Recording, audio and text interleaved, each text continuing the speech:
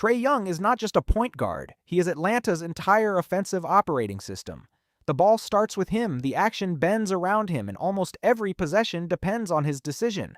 His career usage rate sits around 31.9%, while his assist rate is over 44%, meaning he creates nearly half of his teammates' made shots when he is on the floor.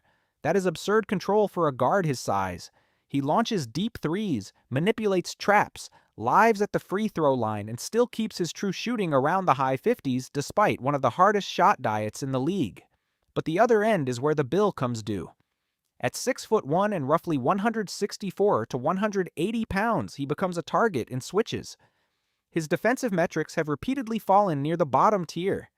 Atlanta gets a historic offensive engine, but one that opponents hunt every single night. Matisse Thybulle is the opposite kind of one-way player. He does not take over possessions with the ball.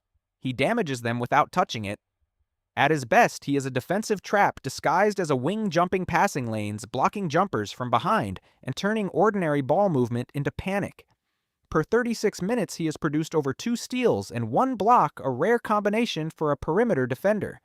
Coaches trust him against elite guards and wings because his timing is strange, his recovery speed is real, and his hands are always active. But offensively, the floor shrinks around him. Defenses help off him without fear. His shooting volume has never forced serious respect, and his creation game is almost non-existent. He is not bending a defense. He is not running actions. He is not giving you scalable scoring. Thybulle can wreck an opponent's offense, but his own team must survive his limitations. Luka Doncic is what happens when one player becomes the whole offense, and the rest of the roster becomes the supporting software.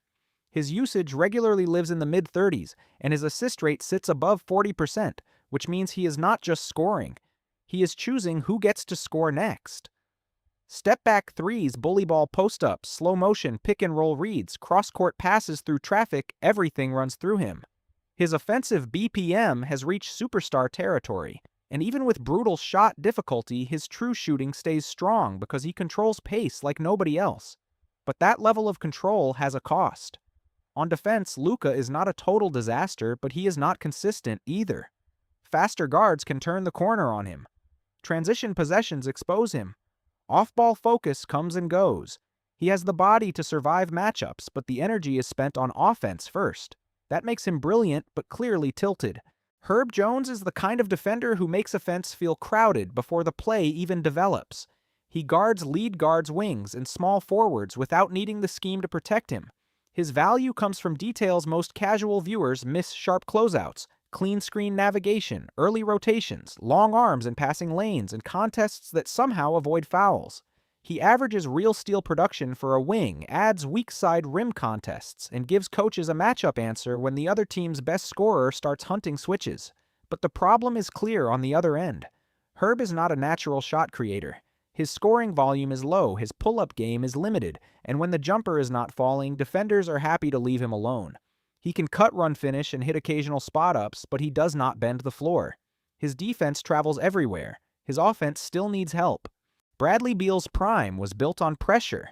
Not defensive pressure, scoring pressure. For multiple seasons, he carried Washington's offense like a one-man emergency plan, putting up back-to-back 30-point-per-game years and forcing defenses to load up before he even crossed the arc. He could score from 3 levels attack out of pick-and-roll punish switches and create enough for others to keep the offense alive. That kind of shot-making made him look like a franchise centerpiece. But the defensive numbers always complicated the picture. When Beal was on the floor in recent samples, team defense often slipped badly with on-off swings that were hard to ignore. He was not a steals machine. He was not a rim deterrent. He struggled fighting over screens and staying attached to bigger wings. The scoring was undeniable. The problem was that every bucket came with a question: how much was being given back? Rudy Gobert is a one-way player in the most expensive possible form, a defense so massive that entire schemes are built around it. He does not just block shots. He changes the geography of the floor. Guards hesitate before driving wings pull up earlier and teammates press higher because they know the paint has a 7-foot insurance policy waiting behind them. Gobert has stacked Defensive Player of the Year season's elite rebounding numbers and rim protection that rarely shows up fully in a box score. But offensively, everything gets narrow. He scores efficiently because almost everything is a dunk lob putback or assisted finish. There is no pull-up jumper, no post creation, no range, and no real gravity beyond the restricted area. In the playoffs, that limitation becomes louder. His defense can anchor a season. His offense can shrink a possession. Quick subscribe if you like fast NBA breakdowns. Zach LaVine looks like the kind of athlete who should dominate both ends. That is what makes his profile so frustrating. Offensively, the tools are beautiful. He can explode to the rim, rise into pull-up jumpers, shoot off the dribble, and punish defenses before they are fully set. Across multiple seasons, he has lived above 24 points per game with strong, true shooting and near 50 40-80 flashes at his peak. He is not just a dunk contest highlight, he is a real three-level scorer. But defense has never matched the body. The athleticism is there. The focus is not always there. He loses cutters, dies on screens, rotates late, and too often plays defense like the possession is happening 1 second faster than his recognition. That gap is why coaches keep needing stoppers behind him and rim protection waiting underneath. Teams do not question whether LaVine can score. They question whether a roster can survive everything that happens when he is not.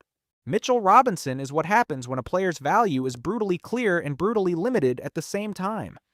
Around the rim, he is efficient because he almost never does anything outside his lane. Lobs, putbacks, dump-offs, offensive rebounds, that is the entire menu. His field goal percentage can sit near 70%, but it does not mean he is a complete offensive weapon. He is not creating shots, stretching defenses, making plays, or forcing big men to guard in space. But defensively, the story flips. Robinson gives you size, wingspan, verticality, and elite rebounding. He can erase drives, challenge shots without fouling, and end possessions by controlling the glass. His offensive rebounding also creates extra chances, which gives him hidden value, even without real scoring skill. The problem comes when playoff defenses ignore him, clog the floor, and dare someone else to create. Robinson protects the rim. He does not expand the game. Jordan Clarkson's job has never been mysterious. He enters the game to create points before the offense goes cold. That is why his 2021 Sixth Man of the Year award fits him perfectly. He is a bench scorer in the purest form. Pull-up jumpers, quick drives, difficult floaters, and possessions where the first good shot might simply be the shot he decides to take.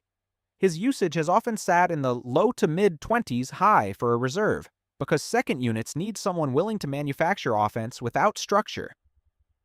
But the trade-off is obvious. Clarkson is not a defensive organizer, not a stopper, and not someone coaches want taking the hardest assignment. He can be beaten at the point of attack, late in rotations, and physically overmatched by stronger wings. His scoring gives a bench life. His defense is why that role rarely grows into something bigger. Anfernee Simons is the modern microwave guard with a starter's workload and a specialist's imbalance. Portland has asked him to carry real offense, and he can do it.